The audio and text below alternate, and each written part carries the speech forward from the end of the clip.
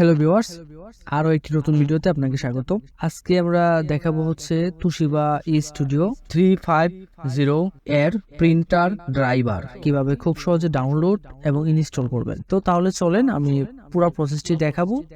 আশা করি সম্পূর্ণ ভিডিওটি দেখবেন এবং সম্পূর্ণ ভিডিওটি দেখলে আপনি খুব সহজে ডাউনলোডও করতে পারবেন এবং ইনস্টলও করতে পারবেন।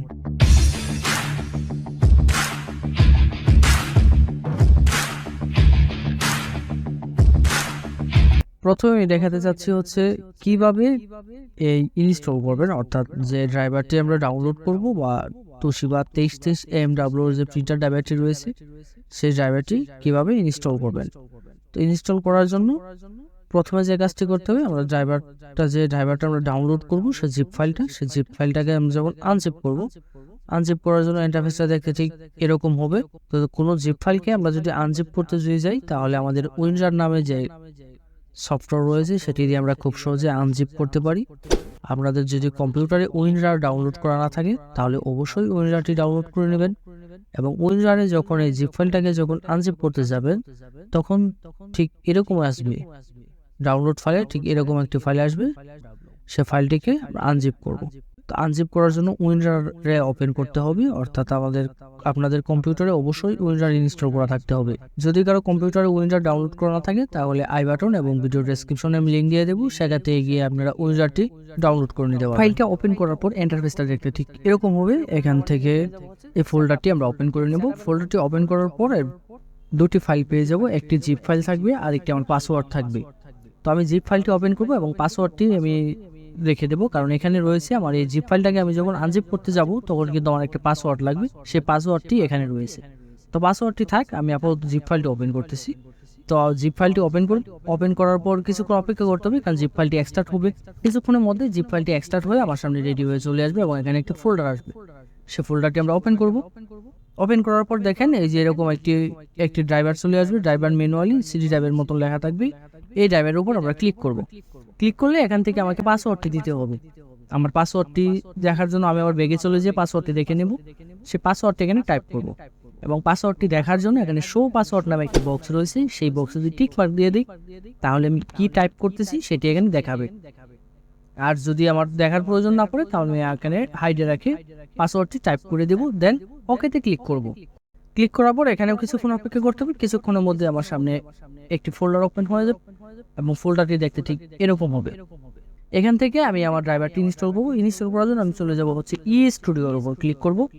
স্টুডিওতে ক্লিক করলে নতুন একটি ইন্টারফেসে নিয়ে যাবে এবং এখানে আমি এটাকে একটু বড় করে যদি দেখি, দেখেন এখানে ফাইল টাইপ দেখাচ্ছে হচ্ছে অ্যাপ্লিকেশন, অর্থাৎ যে ফাইলটি আমার এখানে অ্যাপ্লিকেশন দেখাচ্ছে আমি সেটি সেট আপ করবো। দেখেন এটা হচ্ছে অ্যাপ্লিকেশন, তার মানে সেট আপ EXE। এখানে ক্লিক করব। এখানে ক্লিক করে কিছুক্ষণের মধ্যে ইন্টারফেসটা ঠিক এরকম আসবে। এখান থেকে আই এগ্রির উপর আমি এখানে ক্লিক করব। ক্লিক করলে আমি নেক্সটে চলে যাব, নেক্সটে ক্লিক করব। নেক্সটে ক্লিক করলে ইন্টারফেসটা দেখতে ঠিক এরকম আসবে। এখান থেকে রিকমেন্ডেড রয়েছে, প্রিন্টার ড্রাইভার রয়েছে, স্ক্যানার ইউটিলিটি রয়েছে, ফ্যাক্স ড্রাইভার রয়েছে, কাস্টম ইনস্টল রয়েছে। এখান থেকে আপনি চাইলে কাস্টমাইজ করে ইনস্টল করতে পারবেন অথবা প্রিন্টার ড্রাইভার অথবা ফ্যাক্স ড্রাইভার অথবা স্ক্যানার যে কোনো একটা ডাউনলোড করে নিতে পারবেন। তো আমি আসলে সবগুলো একসাথে ডাউনলোড করতে যাচ্ছি, তার জন্য আমি রিকমেন্ডেডে চলে যাব। রিকমেন্ডেডের উপর ক্লিক করব। ক্লিক করে কিছুক্ষণ অপেক্ষা করতে হবে। কিছুক্ষণের মধ্যেই ঠিক এরকম একটি ইন্টারফেস চলে আসবে আমার সামনে। এখান থেকে আমি ইনস্টলের উপর ক্লিক করে দেব। ইনস্টলে ক্লিক করলে ইন্টারফেসটা ঠিক এরকম আসবে। এখান থেকে আমার সিলেক্ট প্রিন্টার পোর্ট সিলেক্ট করে দিতে হবে, অর্থাৎ আমি কি এই প্রিন্টারটি আমি ইউএসবি কেবলে ড্রাইভারটি ইনস্টল করতে যাচ্ছি অথবা নেটওয়ার্কে। যদি কেউ নেটওয়ার্কে ইনস্টল করতে চান, অর্থাৎ আপনার ফটোকপি মেশিনে যদি নেটওয়ার্ক সংযোগ দেওয়া থাকে তাহলে ওয়্যারলেস নেটওয়ার্কে সিলেক্ট করে দিবেন, আর যদি আপনার নেটওয়ার্ক সংযোগ না থাকে তাহলে ইউএসবি পোর্ট সিলেক্ট করে দিবেন। তো আমি ইউএসবি পোর্ট সিলেক্ট করে দিলাম। এই দেখেন আমার কম্পিউটার ঠিক এই যে অংশটুকু দিয়ে এই জায়গায় পিছনের অংশ দিয়ে আমরা অবশ্যই ইউএসবিটি কানেকশন করে নেব। এই হচ্ছে আমার ইউএসবিটি আমি আমার কম্পিউটারের সাথে সংযুক্ত করে দিচ্ছি। দেওয়ার পর ইউএসবির অপর আরেকটি প্রান্ত রয়েছে, সেটি হচ্ছে আমাদের ফটোকপি মেশিনের পিছনে ঠিক এই জায়গা দিয়ে দেখবেন, এখানে দেখবেন জায়গা রয়েছে যেখানে ইউএসবি কেবলটি লাগিয়ে নিতে হবে। তো আমার দুই প্রান্ত দুই জায়গায় লাগিয়ে নিলাম, এক প্রান্ত হচ্ছে ফটোকপি মেশিনের সাথে আর এক প্রান্ত কম্পিউটারের সাথে।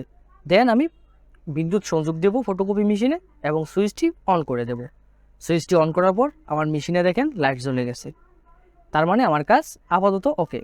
দেন আমি আবার চলে আসবো হচ্ছে তারপরে আমি ওকেতে ক্লিক করব এবং কিছুক্ষণ অপেক্ষা করতে হবে। কিছুক্ষণের মধ্যে দেখবেন আমার এখানে ফিনিশ চলে আসবে, অর্থাৎ আমার ড্রাইভারটি ইনস্টল কমপ্লিট হয়ে গেল। এখন আমি দেখাবো হচ্ছে কিভাবে খুব সহজে ডাউনলোড করব। ডাউনলোড করার জন্য যে কাজটি করতে হবে, চলে যাবেন ভিডিও ডেসক্রিপশনে। আমি ভিডিও ডেসক্রিপশনে একটি লিঙ্ক দিয়ে দেবো, সেই লিঙ্কের উপর ক্লিক করবেন, অথবা ভিডিও ডেসক্রিপশনের লিঙ্কটি কপি করে যে কোনো একটি ব্রাউজারে গিয়ে এটাকে পেস্ট করে দিবেন।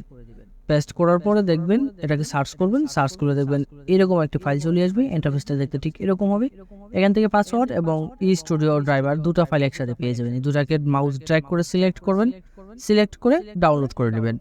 তো এই ছিল আজকের মতো, দেখা হবে নতুন কোনো ভিডিওতে। এবং যদি ভিডিওটি আপনার হেল্পফুল হয় অবশ্যই চ্যানেলটি সাবস্ক্রাইব করবেন।